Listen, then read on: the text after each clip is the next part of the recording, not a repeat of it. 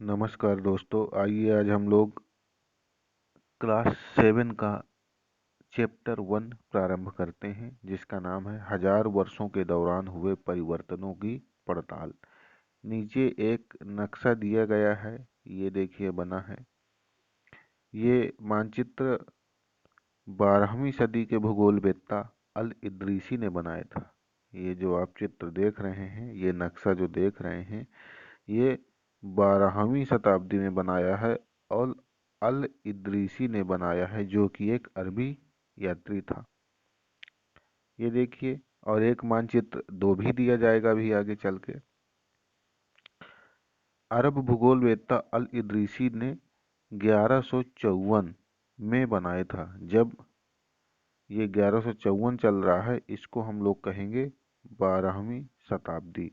शताब्दी 12वीं रहेगी, यानी 1101 से लेके 1199 या 1200 तक 12वीं शताब्दी रहेगी। और जैसे ही 1201 चालू हो जाएगा तो वो 13वीं शताब्दी गिना जाने लगेगा। तो ये नक्शा ऊपर वाला जो बनाया है अल इदरीसी ने बना है, जो अरबी था। और भारत पर सबसे पहले आक्रमण करने वाले भी कौन थे? अरबी ही थे। आगे चलते हैं। यहाँ जो नक्शा दिया गया है वह उसके द्वारा बनाए गए दुनिया के बड़े मानचित्र का एक हिस्सा है। यानी अल इदरीसी ने बहुत सारे नक्शे बनाए हैं, उनमें से एक इसका ये भी है जो इसमें दर्शाया गया है। और भारतीय उपमहाद्वीप को दर्शाता है। और ये जो नक्शा ऊपर बना हुआ था, ये भारतीय उपमहाद्वीप को दर्शा रहा है। अब आप इसको देख लीजिए, ये दर्शा तो रहा है भारतीय उपमहाद्वीप को, लेकिन कहीं से कुछ समझ में नहीं आ रहा है। जबकि जो आप दूसरा नक्शा देखेंगे, ये देखिए, इससे आप परिचित हो रहे होंगे। ये देखिए, श्रीलंका बना है। ये ऐसे, ये ऐसे, यहाँ पे वर्तमान का ये गुजरात का है, यहाँ महाराष्ट्र है, यहाँ तमिलनाडु है। तो ये जो है, तो ये तो वर्तमान नक्शे से मिल रहा है। और जो ऊपर नक्शा दिया हुआ है, ये नक्शा कहीं से नहीं समझ में आ रहा। इस नक्शे में और इस नक्शे में, दोनों में 600 साल का अंतर है। तो ये अंतर है इन दोनों नक्शों में। और इसको किसने बनाया है, ये भी देखते हैं। जो लास्ट में देखा, जो वर्तमान भारत से मिल रहा है, इसको फ्रांसीसी मानचित्रकार ने 1720 में बनाया था। दोनों नक्शे एक ही इलाके के हैं, मगर उनमें काफी अंतर है। ऊपर वाला, ये वाला अरबी ने बनाया है, और ये नीचे वाला फ्रांसीसी ने बनाया है। अल इदरीसी के नक्शे में दक्षिण भारत उस जगह है जहां पर आज उत्तर भारत ढूंढेंगे, और श्रीलंका का द्वीप ऊपर की तरफ है। जगहों के नाम अरबी में दिए गए हैं, और उनमें कुछ जाने पहचाने नाम भी हैं, जैसे कि उत्तर प्रदेश का कन्नौज। मानचित्र 2 पहले मानचित्र के बनने के लगभग 600 वर्ष बाद बना है। यानी जो ये नीचे वाला मानचित्र है, ये ऊपर वाले मानचित्र के 600 वर्ष बाद बना है। यह नक्शा हमें ज़्यादा परिचित लगेगा, उसमें विशेषकर तटीय इलाकों के बारीक ब्यौरे देखकर आश्चर्य होता है। यूरोप के नाविक तथा व्यापारी अपनी समय यात्रा के लिए इस नक्शे का इस्तेमाल करते थे। और जो यूरोप से लोग व्यापार करने आते थे, यूरोपीय नाविक, वो इस नक्शे का, ये जो नक्शा दिख रहा है, इसका प्रयोग वो लोग करते थे। ध्यान कीजिए, एक पुर्तगाली नाविक था जो यहाँ पे पड़ता है लगभग केरल, केरल के कालीकट में आया था, जिसका नाम क्या था? Vasco D gamma. तो वास्को डी गामा कब आया था? 1498 में आया था। तो क्या वो इस नक्शे का प्रयोग किया था? नहीं। कैसे? क्योंकि अभी इसमें आपने पढ़ा है कि इस नक्शे का निर्माण 1720 में हुआ है। और किसने किया है? फ्रांसीसी ने किया है। तो ये वास्को डी गामा तो 1498 में आया है, यानी पहले आया है। तो यानी वो इस नक्शे के सहारे नहीं आया है। आगे चलते हैं। लेकिन अब भीतरी इलाकों पर नजर डालें, क्या इनमें भी उतने ही ब्यौरे हैं जितने समुद्र तट वाले हिस्से में? गंगा के मार्ग को देखें, इसे किस तरह से दर्शाया गया है। इस मानचित्र में तटीय और भीतरी इलाकों के बीच ब्यौरों और बारीकी का जो अंतर है, आपके ख्याल में उसका कारण क्या है?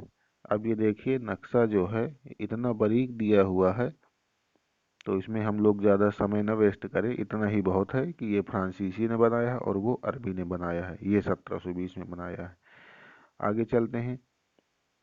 इतनी ही एक महत्वपूर्ण एक और बात है, यह है कि दूसरे युग तक मानचित्र अंकन का विज्ञान भी बहुत बदल गया था। इतिहासकार जब बीते युगों के दस्तावेजों, नक्शों और लेखों का अध्ययन करते हैं तो उनके लिए उन सूचनाओं के संदर्भों, उनकी भिन्न भिन्न ऐतिहासिक पृष्ठभूमियों का ध्यान रखना जरूरी होता है।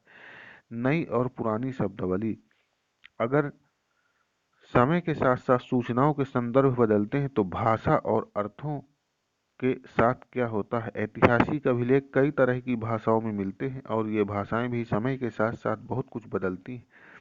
उदाहरण के लिए मध्य युग में फारसी आधुनिक फारसी भाषा से भिन्न है। यानी मध्य युग में जो फारसी बोली जा रही थी, यानी अकबर के समय में और सल्तनत काल की राजभाषा भी फारसी थी, उस समय जो फारसी बोली जा रही थी वो इस समय वर्तमान जो फारसी भाषा है उससे भिन्न है। यह भिन्नता सिर्फ व्याकरण और शब्द भंडार में नहीं है, बल्कि समय के साथ साथ शब्दों के अर्थ भी बदल जाते हैं।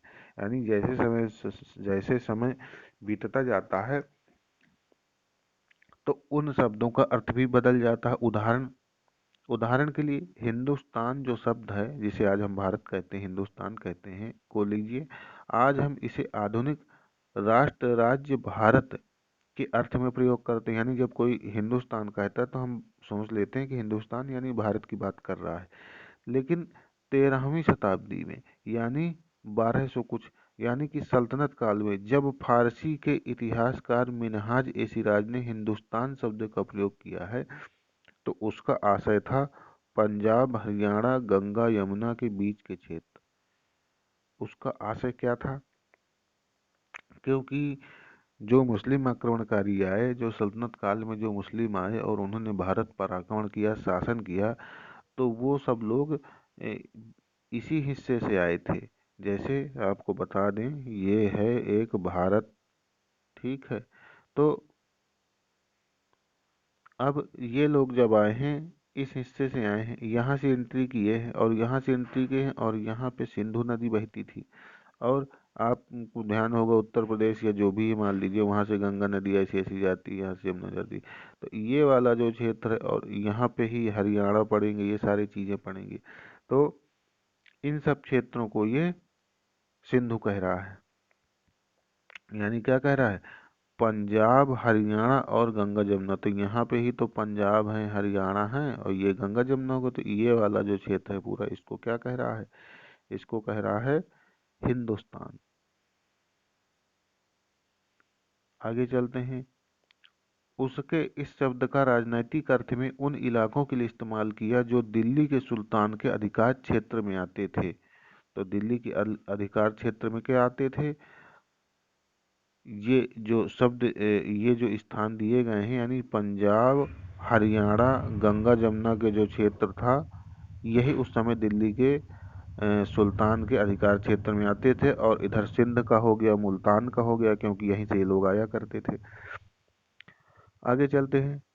सल्तनत के प्रसार के साथ साथ इस शब्द के अंतर्गत आने वाले क्षेत्र भी बढ़ते गए। यानी जिस तरह से सल्तनत काल का जो शासक हुआ, उसका जितना क्षेत्र बढ़ता गया, तो वो सब भी जो है हिंदुस्तान कहलाया जाने लगा। और लेकिन हिंदुस्तान शब्द में दक्षिण भारत का समावेश कभी नहीं हुआ। इसके विपरीत 16वीं सदी के आरंभ में बाबर ने हिंदुस्तान शब्द का प्रयोग इस उपमहाद्वीप के भूगोल, पशु पक्षी और यहाँ के निवासियों की संस्कृति का वर्णन करने के लिए किया है। जब बाबर आ रहा है, और बाबर ने एक अपनी पुस्तक लिखी है बाबरनामा, जो तुर्की भाषा में लिखी गई थी, वो उसकी आत्मकथा थी। तो उसमें जब वो भारत का वर्णन करता है, हिंदुस्तान का वर्णन करता है, तो हिंदुस्तान शब्द का प्रयोग लेता है। यहाँ की भौगोलिक और सांस्कृतिक सत्व के रूप में पहचाना जाता है। वो उसमें लिखता है कि हिंदुस्तान में कैसे पशु पक्षी पाए जाते हैं, यहाँ के लोगों की बोलचाल की भाषा क्या है, यहाँ के लोग खाते क्या हैं। तो वो बाबर जब हिंदुस्तान शब्द का यूज कर रहा है, तो वो यहाँ की भौगोलिक संस्कृति के हिसाब से हिंदुस्तान शब्द का यूज कर रहा है। आगे चलते हैं। किसी भी शब्द का प्रयोग करने में इतिहासकारों को बहुत सावधान रहना चाहिए, क्योंकि अतीत में उन शब्दों के कुछ अलग ही अर्थ थे। उदाहरण के लिए, विदेशी जैसा सीधा साधा शब्द ही ले लीजिए, हमारे लिए आज इसका अर्थ होता है ऐसा व्यक्ति जो भारतीय न हो। हाँ, हम लोग आजकल यही कहते हैं। मध्य युग में क्या था? मानो किसी गांव में आने वाला कोई भी अनजान व्यक्ति जो उस समाज या संस्कृति का अंग न हो, तो उसी को विदेशी कहते थे। आज हम क्या कह रहे हैं? आज हम इंग्लैंड का आदमी हमारे यहाँ आएगा, पाकिस्तान का आदमी आएगा, श्रीलंका का आएगा, अमेरिका का आदमी आएगा, तो उसे हम विदेशी कहेंगे। अब पहले क्या कहते थे? ये गांव अलग बसा है, ये गांव अलग बसा है, ये गांव अलग है, तो ये इनके लिए विदेशी ही है। जैसे आज उस समय के हिसाब से देखा जाए तो उत्तर प्रदेश के निवासी मध्य प्रदेश वालों को विदेशी कह देंगे, उत्तर प्रदेश के निवासी हरियाणा के लोगों को विदेशी कह देंगे। जब वो गांव के लोगों को विदेशी कह रहे हैं तो प्रांतों के लोगों को तो विदेशी कहेंगे ही। तो पहले यही आशय था। आगे चलते हैं। ऐसे व्यक्ति को हिंदी में परदेशी और फारसी में अजनबी कहा जा सकता है। इसलिए किसी नगरवासी के लिए वनवासी विदेशी होता था, किंतु एक ही गांव में रहने वाले दो किसान अलग अलग धार्मिक या जाति परंपराओं से जुड़े होने पर भी एक दूसरे के लिए विदेशी नहीं होते थे। इतिहासकार और उनके स्रोत। इतिहासकार किस युग का अध्ययन करते हैं और उनकी खोज की प्रकृति क्या है, इसे देखते हुए वे अलग अलग तरह के स्रोतों का सहारा लेते हैं। उदाहरण के लिए, पिछले साल आपने गुप्त वंश के शासकों और हर्षवर्धन के बारे में पढ़ा। इस पुस्तक में हम मोटे तौर पर 700 से 1750 ईस्वी तक का लगभग 1000 साल का अध्ययन करेंगे। यानी जो कक्षा 7 की आपकी किताब अब पढ़ाई जा रही है, इसमें आप 700 से 1750 तक का अध्ययन करने वाले हैं। और इसके पहले जो आपने अध्ययन किया है वो 699 ईस्वी तक किया है, क्योंकि हर्ष का जो समय था वो 606 से 47 तक रहा है, यानी कि ये 7वीं शताब्दी तक। तो 7वीं शताब्दी तक वहाँ कर दी, अभी 8वीं शताब्दी चल रही है, 701 से 8वीं शताब्दी लग जाएगी, तो उसका अध्ययन हम इसमें करेंगे। इस काल के अध्ययन के लिए इतिहासकार जिन स्रोतों का प्रयोग करते हैं उनमें आपको बहुत सी ऐसी चीजें मिलेंगी जो पिछले युग से वैसी ही चली आ रही हैं। इतिहासकार इस काल के बारे में सूचना इकट्ठी करने के लिए अभी भी सिक्कों, शिलालेखों, स्थापत्य, भवन निर्माण कला तथा लिखित सामग्री पर निर्भर करते हैं। कुछ बातें पहले से काफी भिन्न भी हैं। इस युग में प्रमाणिक लिखित सामग्री की संख्या और विविधता आश्चर्यजनक रूप से बढ़ती गई। यानी अब ये जो आप 7वीं 8वीं सदी देखेंगे तो इसमें क्या होगा? इसमें अब किताबें मिलने लगेंगी, ज्यादा करके आपको सामग्री कैसी मिल जाएगी? किताबों पे लिखित मिल जाएगी। इसके आगे इतिहासकार सूचनाओं के दूसरे प्रकार के स्रोतों का भी इस्तेमाल करने लगे। अब देखिए, एक चीज दिया है, कागज। कागज का मूल्य। 13वीं सदी के मध्य में एक विद्वान को एक पुस्तक की प्रतिलिपि की जरूरत पड़ी। उसके पास उतना कागज नहीं था, यानी इस समय कागज बड़ी मुश्किल से मिलता था, तो कागज नहीं था, पर कागज का निर्माण चालू हो गया था, तभी तो बात कर रहा है कागज की। इसलिए उसने एक ऐसी पांडुलिपि को धो डाला जिसकी उसे जरूरत नहीं थी। पांडुलिपि वो थी जो हाथ से लिखी जाती थी, तो उसने क्या किया कि अब यार ये किसी काम की, इसको धुल लो और इसमें दोबारा लिख लेता हूँ। और उसने कागज को सुखाकर उसका इस्तेमाल कर लिया। एक सदी बाद अगर आप बाजार से कोई खाद्य पदार्थ खरीदते हो तो हो सकता है कि आपकी किस्मत अच्छी होती और दुकानदार वह वस्तु कागज में लपेट कर देता। आज तो कागज में लपेट के काफी चीजें लोग खाने पीने की दे देते हैं। तो कागज कब अधिक महंगा था और कब आसानी से उपलब्ध था? 13वीं शताब्दी में या 14वीं शताब्दी में? चलिए आगे चलते हैं। धीरे धीरे कम करने लगे। ये है, ये इसके आगे इतिहासकार सूचनाओं के दूसरे प्रकार के स्रोतों का इस्तेमाल धीरे धीरे कम करने लगे। इस समय के दौरान कागज क्रमशः सस्ता हो गया, यानी जैसे जैसे समय आगे की ओर बढ़ा, 12वीं शताब्दी में महंगा, 13वीं शताब्दी में सस्ता, 14वीं शताब्दी में और सस्ता, 15वीं में और ज्यादा उपलब्ध होने लगा। तो धीरे धीरे क्या होने लगा? सस्ता होने लगा और बड़े पैमाने पर भी उपलब्ध होने लगा। क्यों उपलब्ध होने लगा? क्योंकि अब लोग कागज बनाना सीख गए थे। अब केवल भोजपत्रों के ऊपर वो लोग आश्रित नहीं थे। भोजपत्र आपको बताया ही है मैंने, जिसे भोज पत्र कहा गया है। लोग धर्म ग्रंथ, शासकों के वृत्तांत, संतों के लेखन तथा उपदेश, यानी जो संत लेख या उपदेश वगैरह दिए करते थे उनको लिख लेते। ये सारी चीजें, अर्जियां, अदालतों के दस्तावेज, हिसाब तथा करों के खाते आदि लिखने में इनका उपयोग करने लगे। कागजों में ये सारी चीजें अब लिखी जाने लगी। धनी व्यक्ति, शासक, जन, मठ तथा मंदिर पांडुलिपियां एकत्रित किया करते थे। इन पांडुलिपियों को पुस्तकालयों तथा अभिलेखागारों में रखा जाता था। इन पांडुलिपियों तथा दस्तावेजों से इतिहासकारों को बहुत सारी विस्तृत जानकारी मिलती है, मगर साथ ही इसका उपयोग कठिन है। उन दिनों छापे खाने तो थे नहीं, जैसे आजकल छापे खाने किताबें लाखों हजारों चाहे जितनी छाप लो। तो छापे खाने थे नहीं, इसलिए लिपिक, लिखैया और नकलविश यानी नकल उतारने वाले हाथ से ही पांडुलिपियों की प्रतिकृति बनाया करते थे। उस समय यानी आदमी रखे जाते थे, राजा महाराजा आदमी रखते थे जो कि नकलवीस कहलाते थे। और उनका क्या था, जैसे आजकल हम लोग एक दूसरे की कॉपी कर लेते हैं ना, दोस्त से कह देते हैं कि लाओ यार मेरा काम नहीं पूरा, एक दिन के लिए उधार दे दो, तो उसकी कॉपी से हम लोग देख देख के नोट कर लेते हैं। उसी तरह ये नकलवीस नोट कर लेते थे और कई सारी प्रतियां बना देते थे। अगर आपने कभी किसी मित्र के गृह कार्य की नकल उतारी है तो आप जानते होंगे कि यह काम आसान नहीं है। कभी कभी आपको अपने मित्र की लिखावट समझ में नहीं आती होगी और आपको मजबूर होकर अंदाजा ही लगाना पड़ता होगा कि क्या लिखा है इसने, और जो समझ में आया वही आप लिख देते हो। फलस्वरूप आपके लिखे मित्र के लिखे हुए से कुछ छोटे मोटे परिवर्तन आ जाते हैं। ये देखो, ये आदमी बैठा हुआ है और ये एक दूसरी बुक से एक दूसरी नकल उतार रहा है, तो ये जो आदमी है इसको हम लोग क्या कहेंगे? नकलवीस, यानी नकल उतारने वाला, नकलवीस। आगे चलते हैं। और उस समय देखिए ये भाषा है फारसी, ऐसी लिखी जाती थी। एक तरफ उर्दू है, एक तरफ फारसी है। फारसी और अरबी पढ़ने में कठिनाई हो सकती है। ये देखिए, अब इसमें फारसी कौन सी है और अरबी कौन सी है ये तो मैं आपको नहीं बता सकता। आगे चलते हैं। लेकिन महत्वपूर्ण अंतर आ जाते रहे होंगे कब?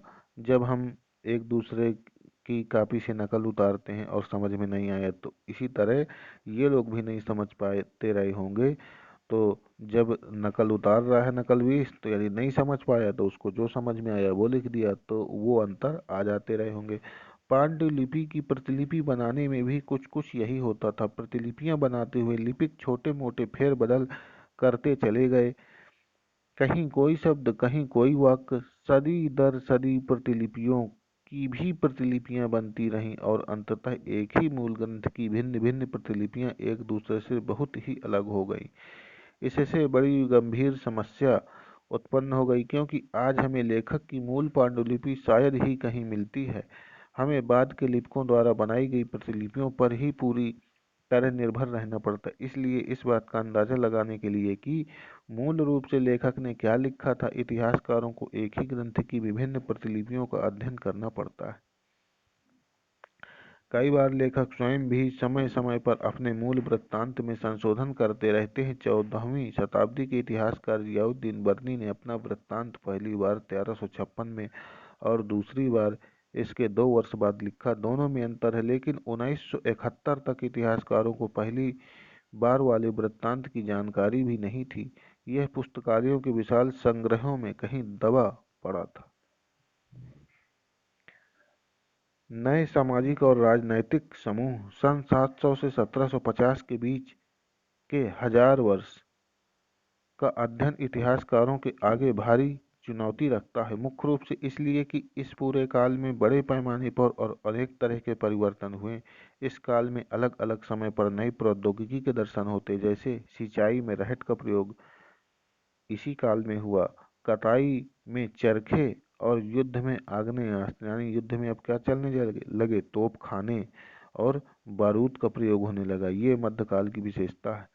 इस उपमहाद्वीप में नई तरह का खान पान भी आया, आलू, मक्का, मिर्च, चाय और कॉफी। ध्यान रहे कि ये तमाम परिवर्तन नई प्रौद्योगिकियां और फसलें उन लोगों के साथ आए जो नए विचार भी लेकर आए। परिणाम स्वरूप यह काल आर्थिक, राजनैतिक, सामाजिक और सांस्कृतिक परिवर्तनों का भी काल रहा। क्यों नहीं रहेगा? देखिए, 700 से 1750 की बात कर रहा है, तो अरब आ रहे हैं। 712 में अरब आक्रमण कर रहे हैं, ठीक है।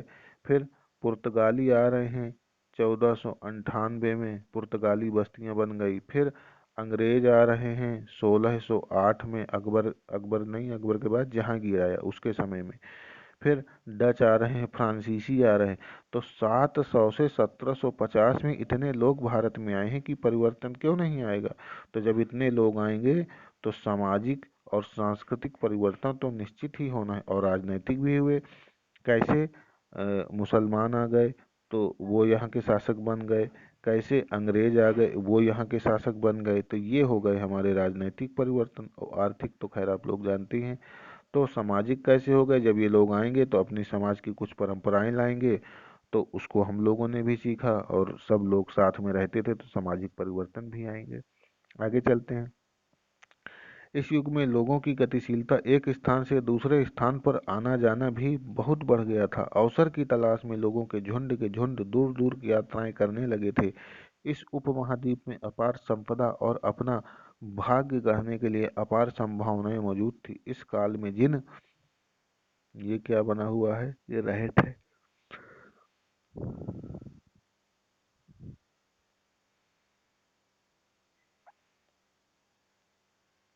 जिन समुदायों का महत्व बढ़ा उनमें से एक समुदाय था राजपूत, जिनका नाम राजपूत यानी राजा के पुत्र, राजपुत्र अर्थात राजा का पुत्र से निकला है। 8वीं से 14वीं सदी के बीच यह नाम आमतौर पर योद्धाओं के उस समूह के लिए प्रयुक्त होता था जो क्षत्रिय वर्ण के होने का दावा करते थे। राजपूत शब्द के अंतर्गत केवल राजा और सामंत वर्ग ही नहीं, बल्कि वे सेनापति और सैनिक भी आते थे जो पूरे उपमहाद्वीप में अलग अलग शासकों की सेनाओं में सेवारत थे। कवि और चारण राजपूतों की आचार संहिता, प्रबल पराक्रम और स्वामी भक्त का गुणगान करते थे। कवि और चारण यानी जैसे कवि है, कवि राजा का खूब गुणगान करता था। हरिश्चंद्र प्रशस्ति आपने देखी होगी। उधर पुलकेशिन द्वितीय का था रवि कीर्ति। उसी तरह से ये कवि और चारण चारण भी क्या होते थे? ये भी गाना गा गा के राजाओं की वीरता का गुणगान करते थे। तो राजा खुश होकर के इनको तमाम सारे उपहार, सोना चांदी की मुद्राएं, ये सारी चीजें दिया जाता था, दे देते थे। तो ये राजपूतों की आचार संहिता प्रबल पराक्रम और स्वामी भक्ति का गुणगान करते थे। इस युग में राजनैतिक दृष्टि से महत्व हासिल करने के अवसरों का लाभ मराठा, सिख, जाट, अहोम और कायस्थ, मुख्य रूप से लिपिकों और मुंशियों का कार्य करने वाली जाति, यानी जो कायस्थ है, कायस्थ मुख्य रूप से क्या करती थी? लिपिक का काम और मुंशीगिरी का काम करती थी।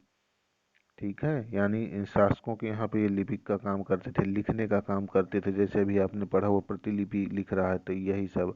और लिखा पढ़ी का काम, हिसाब किताब का काम, ये सब काम लिपिक का है। तो ये काम जो है कायस्थ जाति करती थी। आदि समूहों ने भी उठाया। इस पूरे काल के दौरान क्रमशः जंगलों की कटाई हो रही थी और खेती का इलाका बढ़ता जा रहा था। कुछ क्षेत्रों में यह परिवर्तन अन्य क्षेत्रों की अपेक्षा अधिक तेजी से और पूरे तौर पर हुआ। पर्यावास में परिवर्तन के कारण कई वनवासियों को मजबूर होकर अपना स्थान छोड़ना पड़ा। कुछ और वनवासी जमीन की जुताई करने लगे और कृषक बन गए। कृषकों के ये नए समूह क्षेत्रीय बाजार, मुखियाओं, पुजारियों, मठों और मंदिरों से प्रभावित होने लगे। वे बड़े और जटिल समाजों का अंग बन गए। उन्हें कर चुकाने पड़ते थे और स्थानीय मालिक वर्ग की बेगार करनी पड़ती थी। परिणाम स्वरूप किसानों के बीच आर्थिक और सामाजिक अंतर उभरने लगे। परिणाम स्वरूप किसानों के बीच आर्थिक और सामाजिक अंतर उभरने लगे। कुछ के पास ज्यादा उपजाऊ जमीन होती थी, कुछ लोग मवेशी भी पालते थे और कुछ लोग खेती से खाली समय में दस्तकारी आदि का कुछ काम कर लेते थे। जैसे जैसे समाज में अंतर बढ़ने लगे, लोग जाति और उपजाति में बंटने लगे और उनकी पृष्ठभूमि और व्यवसाय के आधार पर उन्हें समाज में ऊंचा या नीचा दर्जा दिया जाने लगा। ये दर्जे स्थायी नहीं थे। किसी जाति विशेष के सदस्यों के हाथों में कितनी सत्ता, प्रभाव और संसाधनों का नियंत्रण है, इसके आधार पर उसके दर्जे बदलते रहते थे। एक ही जाति का किसी क्षेत्र में कोई दर्जा हो सकता था और किसी अन्य क्षेत्र में कोई और दर्जा हो सकता था।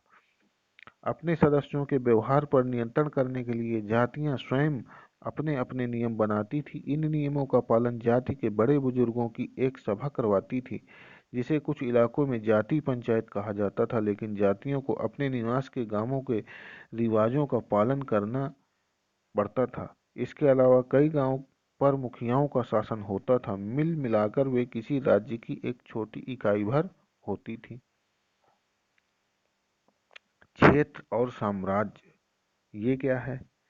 चोल, तुगलक, मुगल जैसे बड़े बड़े राज्यों के अंतर्गत कई सारे क्षेत्र आ जाते थे। दिल्ली के सुल्तान गयासुद्दीन बलबन की प्रशंसा में एक संस्कृत प्रशस्ति में उसे एक विशाल साम्राज्य का शासक बताया गया है, जो पूर्व में बंगाल से लेकर पश्चिम में अफगानिस्तान के गजनी तक फैला हुआ था और जिसमें संपूर्ण दक्षिण भारत द्रविड़ भी आ जाता था। यानी दक्षिण भारत को द्रविड़ के नाम से जाना जाता है और द्रविड़ एक कला की शैली भी है, स्थापत्य कला की शैली, जिसमें मंदिर निर्माण होता है। गौड़, आंध्र, केरल, कर्नाटक, महाराष्ट्र और गुजरात आदि भिन्न भिन्न क्षेत्रों के लोग उसकी सेना के आगे पलायन कर जाते थे। इतिहासकार विजय अभियान के इन दावों को अतिशयोक्तिपूर्ण मानते हैं। साथ ही वे यह समझने की कोशिश में भी लगे रहते हैं कि शासक लोग इस उपमहाद्वीप के भिन्न भिन्न भागों पर अपने अधिकार का उल्लेख क्यों करते रहते हैं। आगे चलते हैं। सन 700 तक कई क्षेत्रों के अपने अपने भौगोलिक आयाम तय हो चुके थे और उनकी अपनी भाषा व सांस्कृतिक विशेषताएं स्पष्ट हो गई थी। अध्याय 7 में आपको इसके बारे में और अधिक जानकारी मिलेगी। ये क्षेत्र विशेष शासक राजवंशों से भी जुड़ गए थे। इन राज्यों के बीच काफी टकराहटें चलती रहती थी। कभी कभी चोल, खिलजी, तुगलक और मुगल जैसे राजवंश अनेक क्षेत्रों में फैला एक विशाल साम्राज्य भी खड़ा कर लेते थे। ये सभी साम्राज्य समान रूप से स्थिर या सफल नहीं हो पाते थे। 18वीं सदी में मुगल वंश के पतन के ढलान पर था। फलस्वरूप क्षेत्रीय राज्य फिर से उभरने लगे, लेकिन वर्षों से जो सर्व क्षेत्रीय साम्राज्यों का शासन चल रहा था, उससे क्षेत्रों की प्रकृति बदल गई थी। उन पर कई छोटे बड़े राज्यों का शासन चलता रहा था और उन राज्यों की बहुत सी बातें इस उपमहाद्वीप के अधिकतर भाग पर फैले इन क्षेत्रों को विरासत में मिली थी। इस तथ्य का पता हमें उन कई परंपराओं से लगता है जो इस क्षेत्रों में उभरी थीं। इन परंपराओं में कुछ एक दूसरी से भिन्न और कुछ एक समान हैं। ऐसी परंपराएं हमें प्रशासन, अर्थव्यवस्था के प्रबंधन, उच्च संस्कृति तथा भाषा के संदर्भ में मिलती हैं। सन 700 से 1750 के बीच के 1000 वर्षों में इन विभिन्न क्षेत्रों की प्रकृति एक दूसरे से कटकर अलग अलग नहीं पनपी थी। हालांकि उनके चरित्र और अपनी विशिष्टताएं बनी रही थी, मगर समन्वय की सर्व क्षेत्रीय ताकतों का प्रभाव भी उन पर पड़ा था। पुराने और नए धर्म इतिहास के जिन 1000 वर्षों की पड़ताल हम कर रहे हैं, इनके दौरान धार्मिक परंपराओं में कई बड़े परिवर्तन आए। दैविक तत्वों में लोगों की आस्था कभी कभी बिल्कुल ही व्यक्तिगत स्तर पर होती थी, मगर आम तौर पर इस आस्था का स्वरूप सामूहिक था। किसी दैवी तत्व में सामूहिक आस्था यानी धर्म प्रायः स्थानीय समुदायों के सामाजिक और आर्थिक संगठन से संबंधित होती थी। जैसे जैसे इन समुदायों का सामाजिक संसार बदलता गया, वैसे वैसे इनकी आस्थाओं में भी परिवर्तन आता गया। आज हम जिसे हिंदू धर्म कहते हैं, उसमें भी इसी युग में महत्वपूर्ण बदलाव आए। इन परिवर्तनों में से कुछ थे: नए देवी देवताओं की पूजा, राजाओं द्वारा मंदिरों का निर्माण और समाज में पुरोहितों के रूप में ब्राह्मणों का बढ़ता महत्व तथा बढ़ती सत्ता आदि। संस्कृत ग्रंथों के ज्ञान के कारण समाज में ब्राह्मणों का बड़ा आदर होता था, क्योंकि संस्कृत वही लोग पढ़ पा रहे थे।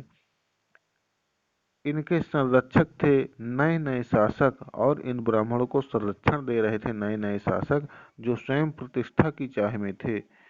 इन संरक्षकों का समर्थन होने के कारण समाज में इनका दबदबा और भी बढ़ गया। यानी ब्राह्मणों को शासक समर्थन दे रहे थे और उनका संरक्षण कर रहे थे, इस वजह से ब्राह्मणों का वर्चस्व समाज में ज्यादा बढ़ गया। इस युग में एक महत्वपूर्ण परिवर्तन भक्ति की अवधारणा के रूप में आया। इसमें ईश्वर की कल्पना एक ऐसे प्रेमल इष्ट देवी देवता के रूप में की गई जिस तक पुजारियों के विशद कर्म कांड के बिना ही भक्त स्वयं पहुंच सकें। इस विषय में और साथ ही दूसरी परंपराओं के बारे में आपको अध्याय 6 में जानकारी मिलेगी। यही वह युग था जिसमें इस उपमहाद्वीप में नए नए धर्मों का भी आगमन हुआ। कुरान शरीफ का संदेश भारत में पहले 7वीं शताब्दी में व्यापारियों और अप्रवासियों के जरिए पहुंचा। हाँ, सही बात है, जब अरब यात्री आए और आक्रमण हुए, इसके बाद ही ये आया यहाँ। मुसलमान कुरान शरीफ को अपना धर्म ग्रंथ मानते हैं, केवल एक ईश्वर अल्लाह की ही सत्ता को स्वीकार करते हैं, जिसका प्रेम, करुणा और उदारता अपने में आस्था रखने वाले हर व्यक्ति को गले लगाता है, चाहे उस व्यक्ति की सामाजिक पृष्ठभूमि कुछ भी रही हो। यानी वह आदमी चाहे अमीर हो चाहे गरीब हो, तो सबको गले लगाता है। इस्लाम धर्म इसको ऊंच नीच, जाति पाति, छुआछूत ये सारी चीजें नहीं मानता है। आगे चलते हैं। कई शासक इस्लाम और इसके विद्वान धर्मशास्त्रियों और न्याय शास्त्रियों अर्थात उलेमा को संरक्षण देते थे। हिंदू धर्म की ही भांति इस्लाम के अनुयायी भी अपने धर्म की अलग तरह से व्याख्या करते थे। मुसलमानों में कुछ शिया थे जो पैगंबर साहब के दामाद अली को मुसलमानों का विधि सम्मत नेता मानते थे, और कुछ सुन्नी थे जो खलीफाओं के प्रभुत्व को स्वीकार करते थे। इस्लाम के आरंभिक दौर में इस धर्म का नेतृत्व करने वाले खलीफा कहलाते थे। यानी जब मोहम्मद साहब खत्म हो गए, उनके बाद जो लोग इस धर्म का नेतृत्व कर रहे थे वो लोग क्या कहला रहे थे? वो लोग खलीफा कहला रहे थे। और आगे भी यही परंपरा चलती रही। इस्लामी न्याय सिद्धांत विशेषकर भारत में हनफी और शफी ऐसे सिद्धांत हैं कि विशेष परंपराओं में भी कई महत्वपूर्ण अंतर रहे हैं। ऐसे ही धर्म सिद्धांतों व रहस्यवादी विचारकों को लेकर विभिन्नताएं देखने को मिलती है। समय और इतिहास के कालखंडों पर विचार। इतिहासकार समय को केवल घड़ी या कैलेंडर की तरह नहीं देखते हैं, यानी वे केवल घंटे, दिन या वर्षों के बीतने के रूप में ही नहीं देखते हैं। उनका नजरिया यह है कि समय सामाजिक और आर्थिक संगठन में आने वाले परिवर्तनों को झलकाता है। यह दिखलाता है कि विचारों और विश्वासों में कितना स्थायित्व रहा है और कितना परिवर्तन आया है। यदि अतीत को समान विशेषता रखने वाले कुछ बड़े बड़े हिस्सों, युगों या कालों में बांट दिया जाए तो समय का अध्ययन कुछ आसान हो जाता है। 19वीं सदी के मध्य में अंग्रेज इतिहासकारों ने भारत के इतिहास को 3 युगों में बांटा: हिंदू, मुस्लिम और ब्रिटिश। क्योंकि पहले हिंदुओं का शासन था, फिर जब मध्यकाल में आप आइए तो सल्तनत काल रहा और मुगल काल रहा, और दोनों ही शासक मुस्लिम रहे, इसलिए उनको उसने मुस्लिम में बांट दिया। और बाद में अंग्रेज स्वयं शासन करने लगे, तो ये इसलिए उन्होंने इनको 3 जातियों के नाम पे 3 भागों में बांट दिया इतिहास को। इस विचार पर आधारित था कि शासकों का धर्म ही एकमात्र महत्वपूर्ण ऐतिहासिक परिवर्तन होता है और अर्थव्यवस्था, समाज और संस्कृति में और कोई भी महत्वपूर्ण बदलाव नहीं आता। इस दृष्टिकोण में इस उपमहाद्वीप की अपार विविधता की भी उपेक्षा हो जाती थी। इस काल विभाजन को आज बहुत कम इतिहासकार ही स्वीकार करते हैं। यानी हिंदू, मुस्लिम और ब्रिटिश में जो उसने बांटा है, इसको अब लोग स्वीकार नहीं कर रहे इतिहासकार वर्तमान के। अधिकतर इतिहासकार आर्थिक तथा सामाजिक, यानी अर्थ और समाज में जो परिवर्तन आते हैं, उन कारकों के आधार पर ही अतीत के विभिन्न कालखंडों की विशेषताएं तय करते हैं। पिछले साल आपने जो इतिहास पढ़े थे, उसमें प्राचीन समाज प्राचीन समाजों के कई प्रकारों का समावेश था, जैसे शिकारी संग्राहक। जब सबसे शुरू शुरू में आते हैं तो शिकारी संग्राहक आते हैं। प्रारंभिक दौर के कृषि कर्मी, इसके बाद फिर कृषि कर्म चालू होता है। मेहरगढ़ में आपने पढ़ा होगा। शहरों और गांवों के निवासी और प्रारंभिक दौर के राज्य और साम्राज्य। इस साल आप जो इतिहास पढ़ेंगे उसे प्रायः मध्यकाल इतिहास कहा जाता है। यानी अब हम लोग मध्यकाल में कक्षा 7 में प्रवेश करेंगे। इसमें आपको कृषक समाजों के विस्तार, क्षेत्रीय और साम्राज्यिक राज्यों के उदय, कभी कभी तो ग्रामवासियों और वनवासियों की कीमत पर प्रधान धर्मों के रूप में हिंदू धर्म, इस्लाम धर्म के विकास और यूरोप से व्यापारिक कंपनियों के आगमन के बारे में और विस्तार से जानकारी मिलेगी। भारत के इतिहास के ये हजार साल अनेक बदलावों के साक्षी रहे हैं। आखिर 16वीं और 18वीं शताब्दियां 8वीं या 11वीं शताब्दियों में काफी भिन्न थी। इसलिए इस सारे काल को एक ऐतिहासिक इकाई के रूप में देखना समस्याओं से खाली नहीं है। फिर मध्यकाल की तुलना प्रायः आधुनिक काल से की जाती है। आधुनिकता के साथ भौतिक उन्नति और बौद्धिक प्रगति का भी भाव जुड़ा हुआ है। इससे आशय यह निकलता है कि मध्यकाल रूढ़िवादी था और उस दौरान कोई परिवर्तन नहीं हुआ। नहीं, लेकिन हम जानते हैं कि ऐसा नहीं था। इन हजार वर्षों के दौरान इस उपमहाद्वीप के समाजों में प्रायः परिवर्तन आते रहे हैं और कई क्षेत्रों की अर्थव्यवस्था तो इतनी समृद्ध हो गई थी कि उसने यूरोप की व्यापारिक कंपनियों को भी आकर्षित करना आरंभ कर दिया। इस पुस्तक को पढ़ते समय आप परिवर्तनों के चिन्ह तथा यहाँ सक्रिय ऐतिहासिक प्रक्रियाओं पर ध्यान देते चलें, और जब भी संभव हो इस पुस्तक में आप जो पढ़ रहे हैं उसकी तुलना आप पिछले वर्ष पढ़ी हुई बातों से करने की कोशिश करें। जहाँ भी संभव हो यह देखें कि कहाँ बदलाव हुए और कहाँ नहीं। और आज आपने आसपास की दुनिया पर नज़र डालकर भी यह देखें और भी क्या कुछ बदला है या वैसा ही है। यानी वर्तमान में भी आप देखिए कि क्या जो आप इतिहास में प्राचीन काल में पढ़ रहे हो फिर मध्यकाल में पढ़ा है, तो क्या अब वर्तमान में कोई बदलाव आया है कि वैसा ही है। इसको भी आप अपने दिमाग में सोचते चलिए। तो यहाँ से ये अध्याय 1 खत्म होता है और जल्द ही हम लोग अध्याय 2 पे पहुँचेंगे। Okay, thank you.